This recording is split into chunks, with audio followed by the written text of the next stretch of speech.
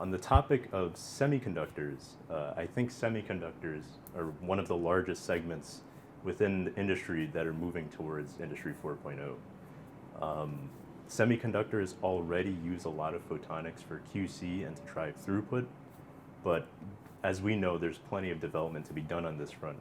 And there's a lot of interest in governments and also for private companies to increase capacity as time moves forward. So Albert, my friend, as our resident semiconductor expert, can you tell us a little bit about the challenges facing the semiconductor market, as well as how semiconductors work from a process point of view? Sure. Actually, semiconductor industry benefits a lot from optical technologies. At the front end of line, we do benefit from like thin film measurements, or even like wafer inspection, or even in the process-wise, we use in the lithography, we also use optical technologies as well. From the back end line, we use like for cutting, or even for final inspection. Sometimes for transportation, we use LiDAR technology for automate the transferred wafer. And these are like very few, what I've talked about here is only like a tip of the iceberg.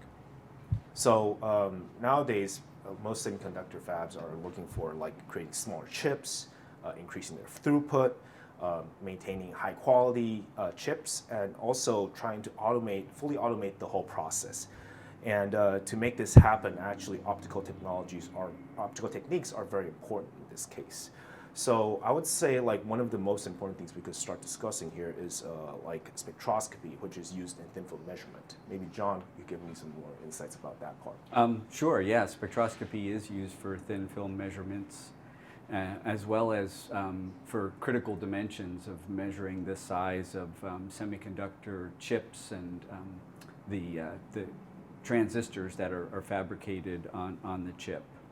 But spectroscopy is also used in other ways in the semiconductor industry, such as plasma monitor, where they're looking at etching of material, and as you transition through different layers of material, the spectrum changes, and you can know when to stop or start your etching.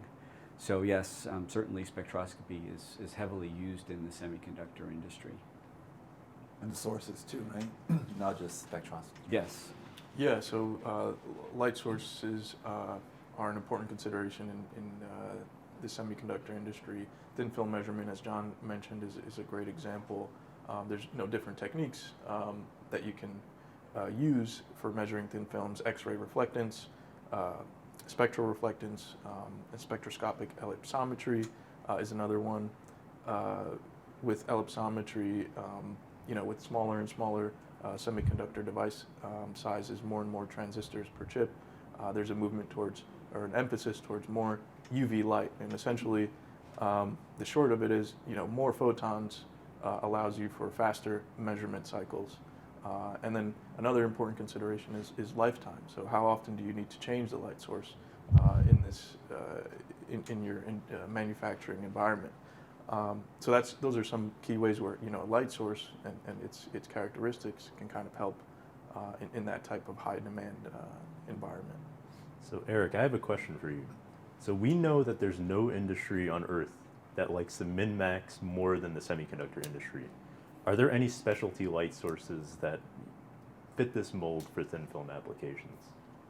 Yeah, actually, a great example, kind of building on that, is the laser-driven light source, which actually is kind of becoming an industry standard and replacing a lot of more legacy light sources like deuterium or xenon arc lamps.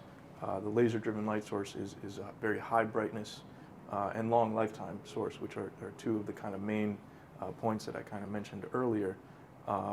And what this allows is for higher throughput, so you're delivering more photons to your area of interest, utilizing the higher brightness, specifically in the UV for the LDLS. It has a much higher UV brightness.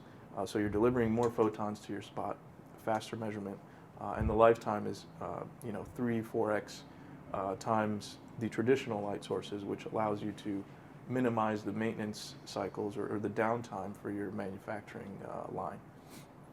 Yeah, adding up to like that part about higher throughput, CCD CMOS image sensors or cameras in the past has been widely used already to like increase or like help out high throughput inspections. And nowadays, with the high UV sensitivity image sensors that has a very high sensitivity at the UV range, could help actually like increase the throughput. Not only that, but also we have this technique called time delay integrations that could help not only provide high sensitivity, but the throughput will also be improved as well. So also like for other like wavelengths such as short-wave infrared, detectors and microscopes or even cameras nowadays could use that to help the process because it's capable to see through the wafer, in this case to help out the alignment or either use it for inspections. Yeah, I guess you also mentioned Albert earlier about the transportation piece, right? Today, a lot of that are manually done, so it's not really efficient. And some of them are already automated, but they have to automate it within a particular structured conditions. So with kind of the advancement of the LiDAR systems, designs, a lot of that techniques is now transferred also to the semiconductor to enable more automated transportation systems, either at the handling of the wafer or transport of the finished wafer to different lines. So, and a lot of that system are designed very differently, I would say. Some of them want, more better field of view. Some of them want to move, still in restricted areas, limited areas. So the component selection could be very different. And that's kind of, I would say, relate back to Hamamatsu. That's kind of how we shine. Is we don't really care the requirements. We just provide the right components to enable that type of process in this particular market. Exactly. Actually, we do have a lot more than that. Of course, I mentioned also the tip of the iceberg. We also have like FA systems to pinpoint the failure locations. We have step dicing for cutting process. We have Plazon process monitoring. All of these are really helpful for the semiconductor industry. Also, I do want to discuss more because going back to like smaller devices, I know nowadays UV range use a lot in like specific processes, and UV spectrometers nowadays are using a lot. So maybe John could give me sort of insights about that part. Yeah, for sure. So, I think it's worth mentioning that the wavelength of the light determines the size and features of the structures that chip manufacturers want to measure, and UV is 200 to 300 nanometer range, but even moving below that to 193, moving into the vacuum UV. The further into the UV that people can go, the smaller sizes that they can measure with spectrometers and sources.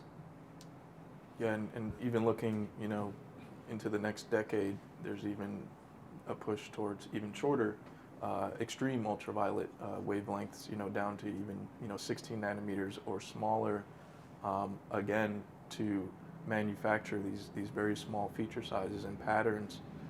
You need light sources with wavelengths that are, equal size or smaller in that, extreme UV range.